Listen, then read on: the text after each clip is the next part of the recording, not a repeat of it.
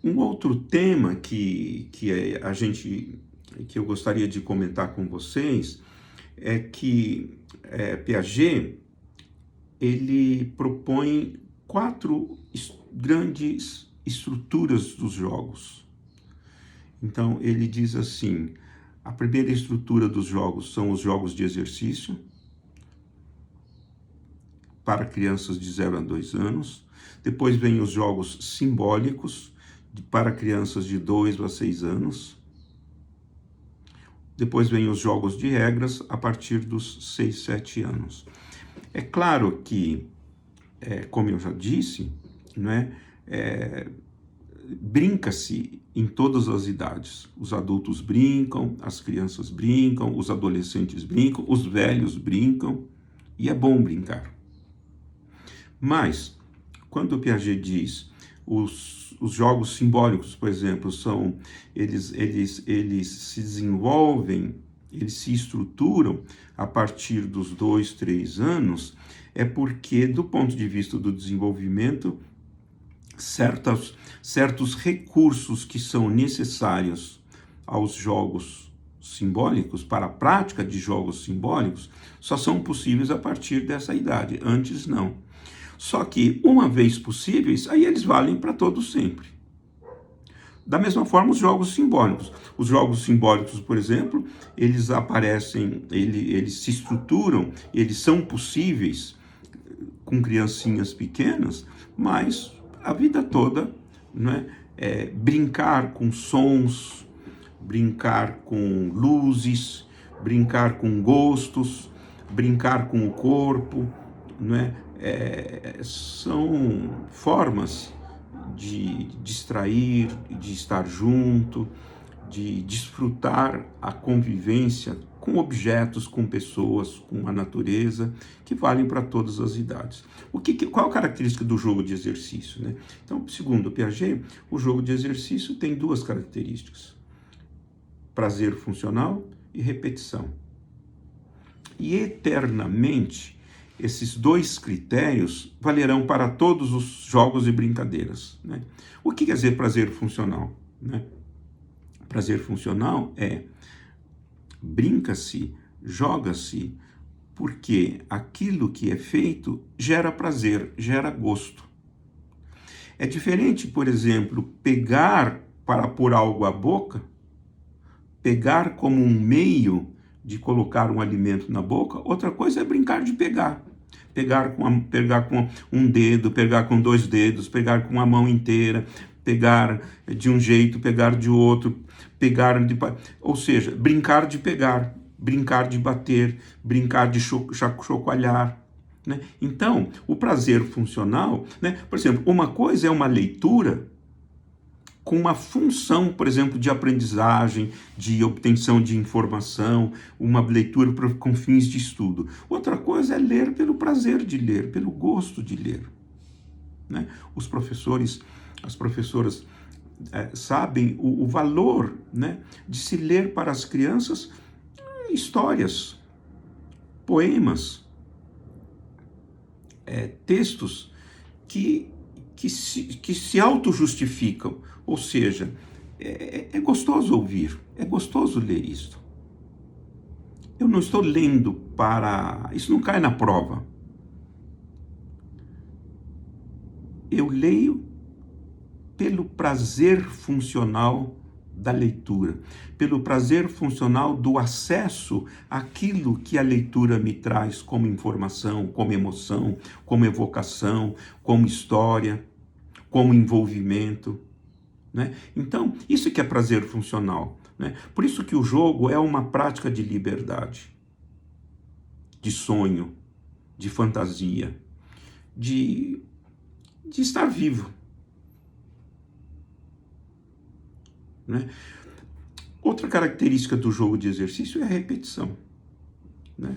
Se você gosta de... Melhor que essa brincadeira, só a seguinte, que pode ser a mesma. Melhor que essa partida, só a seguinte, que pode ser o mesmo jogo. Então, é um tipo de repetição que tem valor de aprendizagem. Nós sabemos isso. É claro que as crianças repetem pelo prazer funcional, não para aprender. É claro que em repetindo, elas aprendem, elas corrigem, elas observam melhor, elas encontram formas mais habilidosas de fazer aquilo, elas encontram mais gosto na brincadeira ou no jogo, né? Então, a repetição e o prazer funcional são os dois aspectos do jogo de exercício e que vão valer da agora para frente para todas as estruturas de jogos. Por exemplo, um jogo que o aluno recusa a fazer, não gosta, acha chato, faz só porque é obrigado, isso não é jogo. Pode ter cara de jogo, pode ter nome de jogo, etc. Porque o prazer funcional e a repetição são critérios, são marcadores essenciais daquilo que nós chamamos de jogos e brincadeiras. E é por isso que eles permitem práticas de socialização, porque o prazer funcional tem a ver com emoções e emoções compartilhadas, compartilháveis, compartilhada com objetos, compartilhado com outras pessoas, compartilhado comigo mesmo. Né? E a repetição, ela pede aperfeiçoamento, ela pede observar melhor, ela pede, né, melhoria, correção, nesses termos aí.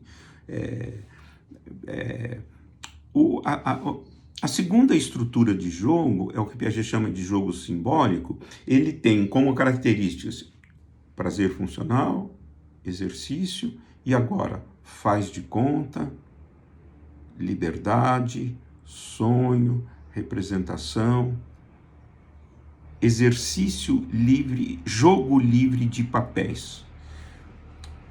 Agora eu sou mamãe, agora eu sou filhinho, agora eu brinco com esse objeto é meu cachorrinho, e esse meu cachorrinho faz tal ou qual coisa, enfim, essas práticas, né, tão maravilhosas que as colegas que trabalham em educação infantil sabem, né? E o adulto pode, inclusive, incrementar, dar oportunidades, apresentar objetos, criar situações que favoreçam isso. Né? Bom, a terceira estrutura de jogos são os jogos de regras. Os jogos que supõem, além de tudo isso que a gente já falou, supõe exercício, prazer funcional, faz de conta, liberdade, porque você é livre para dizer quero jogar, não quero jogar, aceito as regras ou não aceito as regras. Reconheço os objetivos, aceito jogar considerando os objetivos, não considero os objetivos e, portanto, não jogo. Né? Então, os jogos de regras são uma prática de responsabilidade, de respeito mútuo, de cooperação, também de competição. Então agora você tem, né, os jogos e as brincadeiras podem ser com objetos estruturados ou não estruturados.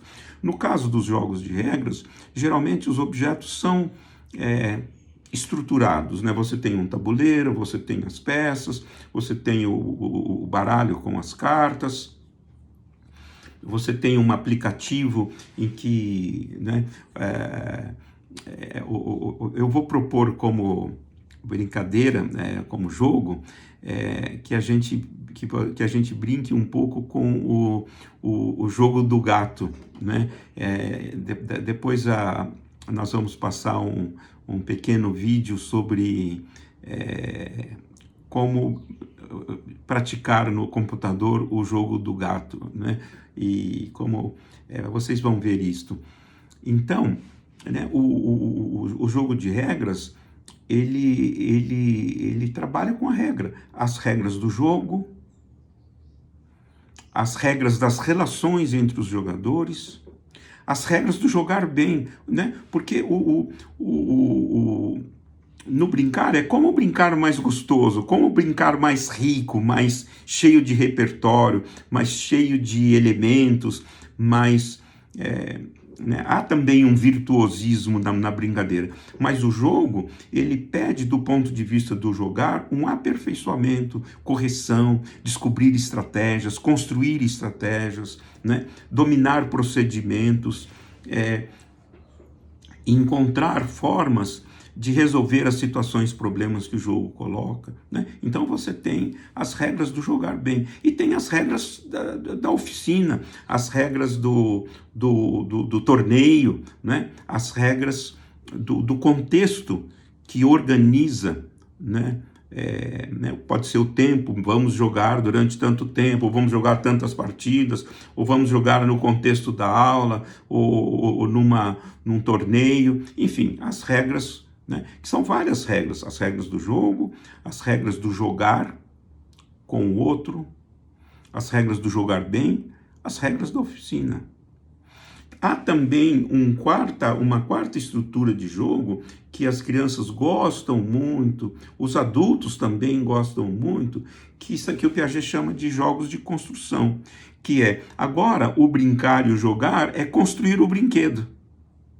Por exemplo, montar uma bola. Né? No meu tempo, a gente brincava com bolas de meia, então pegava uma meia, punha recheio enfim.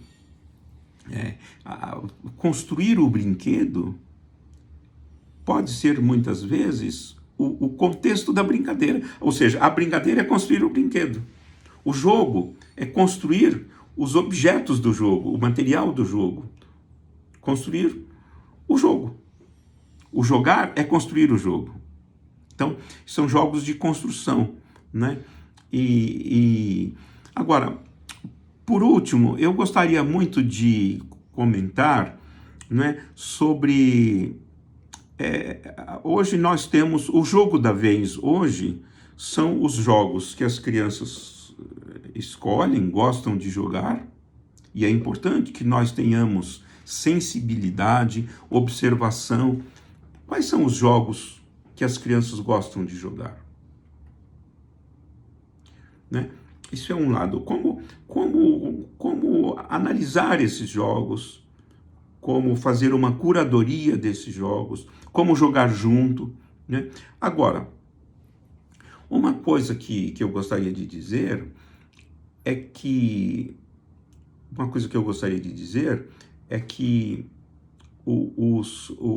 nós temos os jogos tradicionais, os jogos eternos da nossa cultura, de outras culturas, porque tradicionalmente as crianças aprendem a jogar com outras crianças, então os jogos não precisam de professor, as crianças aprendem com outras crianças. Antigamente era assim, né? Hoje as crianças aprendem com outras crianças, aprendem na televisão, aprendem no computador, aprendem no tablet, aprendem no celular, né? Agora, mas onde eu quero chegar é o seguinte: então, os jogos tradicionais, de fato, precisam ter a gestão, a curadoria dos adultos. Porque se nós adultos, sobretudo as professoras, os professores, a escola, né, ou a Secretaria de Cultura, a família, né, os adultos e as instituições, né, não cuidarem dos jogos tradicionais, não divulgarem, não favorecerem a prática social desses jogos, eles morrem. Porque os jogos da vez são os jogos digitais, os jogos no computador, no tablet, os jogos no celular. Então, são os jogos da vez. Então, eu, por exemplo, acho que assim, o que nós observamos muitas vezes é assim: você tem o adulto brincando com seus joguinhos, praticando as suas brincadeiras ou joguinhos, e a criança, o filho, no caso, praticando os seus joguinhos. Eu acho interessante brincar juntos. compartilhar jogos, observar que jogos tem, e fazer uma curadoria de espaço, de tempo, brincar sim, mas de que jogos, o que, enfim, de novo, né, nós temos aí um contexto de socialização. A intervenção do adulto é no sentido assim, quanto tempo, que jogos, por que se joga desse ausentar-se, alienar-se, fingir que não está acontecendo nada, ou então só dar bronca, criticar e etc. Essas coisas não funcionam. Então, é conversar, é ver, é saber, é até proporcionar. As crianças gostam de jogar, de brincar com o celular, por exemplo. Então, sintetizando, né? Os jogos tradicionais, os jogos do mundo, né? Nós, adultos e as instituições, precisamos apresentá-los para as crianças, proporcioná-los para as crianças.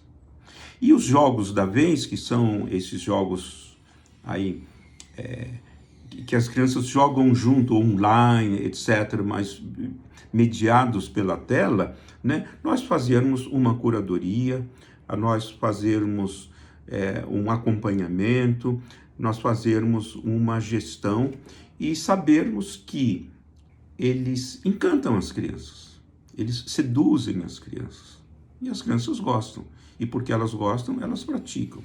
E em praticando, elas se socializam, elas aprendem coisas de diversas ordens. E aí a pergunta é, o adulto quer isso, autoriza isso, e como é que ele convive com isso de uma forma que tenha valor social, cultural e educacional.